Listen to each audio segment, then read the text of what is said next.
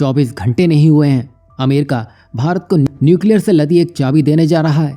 वहीं गिलगिट बल्टिस्तान जो कभी भारत का हिस्सा था अब पाकिस्तान पीओके में आता है और वहां के लोगों ने चीन पाकिस्तान के ट्रेड को ही पूरी तरह से बंद कर दिया है। इन्हीं दो खास अपडेट की बात करें तो जैसा कि हमने कल बताया था कैसे फ्रांस भारत को डिफेंस के मामले में बड़ा ऑफर देने जा रहा है। साथ ही पीएम मोदी इस डील को फाइनलाइज करने के लिए इमैनुअल मैक्रोन के बुलावे पर पेरिस जा रहे हैं और इस बात को 24 घंटे नहीं हुए हैं अमेरिका के राष्ट्रपति जो बाइडेन ने जाते जाते भारत को न्यूक्लियर ताकत देने का मन बना लिया है जो कि पिछले 26 सालों से अधर में अटका था। दरअसल 26 साल पहले यानी कि मई 1998 में पोखरण में हुए परमाणु परीक्षण के कारण कई भारतीय परमाणु ऊर्जा कंपनियों पर सैंक्शन लगा दिए गए थे। अब अमेरिका उन सैंक्शन को हटाने जा रहा है। ये कदम भारत और अमेरिका के बीच सिविल न्यूक्लियर सेक्टर में क्लोजर कॉपरेशन के रास्ते खोलने वाले हैं। मतलब अब इस फैसले से भाभा एटॉमिक रिसर्च सेंटर और Indira Gandhi atomic research centre जैसी संस्थान अमेरिका की तकनीक और विशेषज्ञता का लाभ उठा पाएंगे। बता दें कि इन प्रतिबंधों के चलते भारत को dual use technology, uranium enrichment और न्यूक्लियर पार्ट्स के उपकरण मिलना बंद हो गए थे। इसकी वजह यह भी थी कि भारत ने एनपीटी यानी कि परमाणु अप्रसार संधि में हस्ताक्षर करने से ही मना कर दिया था। यही वजह थी कि अमेरिका ने भारत के लिए सारे रास्ते बंद कर दिए थे और इस पुरानी गलती को सुधारने के लिए अमेरिका के नेशनल सिक्योरिटी एडवाइजर यानी कि एनएसए जैक सुलिवन भारत के एनएसए अजीत डोभाल से मिले हैं और उन्होंने कहा है कि इस कदम का उद्देश्य दोनों देशों के संबंधों को मजबूत करना और पुरानी गलतफहमियों को पूरी तरह से दूर करना है। इसके अलावा अमेरिका भारत को चीन के खिलाफ एक रणनीतिक साझेदार के रूप में देखता है और ये सहयोग उनके लिए भी फायदेमंद साबित होगा।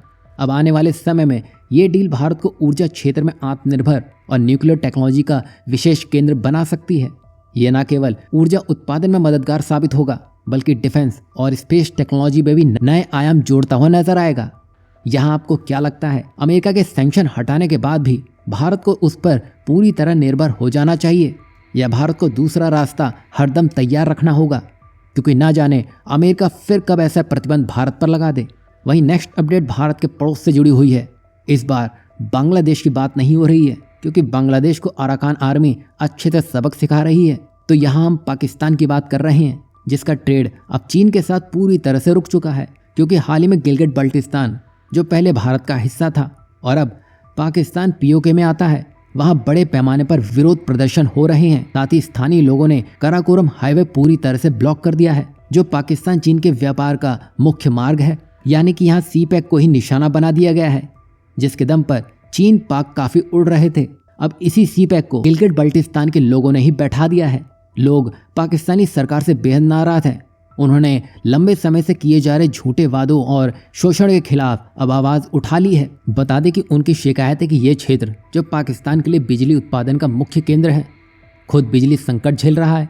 यहाँ 127 हाइड्रो पावर और 34 थर्मल पावर प्लांट हैं लेकिन स्थानीय लोगों को पर्याप्त बिजली ही नहीं मिल पा रही है जिससे उनकी नाराजगी काफी बढ़ चुकी है। वहीं गिलगिट बल्टिस्तान की भौगोलिक और आर्थिक अहमियत काफी खास है। ये क्षेत्र सीपैक यानी कि चाइना पाकिस्तान इकोनॉमिक कॉरिडोर का मुख्य हिस्सा है जो चीन के काशगर और पाकिस्तान के ग्वादर बंदरगाह से जोड़ता है। साथ ही नदियों और खनिज संपदा से भरपूर इलाका है जो पाकिस्तान की ऊर्जा जरूरत पूरी करता है। इसके बावजूद यहाँ के लोग विकास और बुनियादी सुविधाओं से वंचित हैं। मतलब आप देखिए ऐसी सरकार कहाँ देखने को मिलेगी।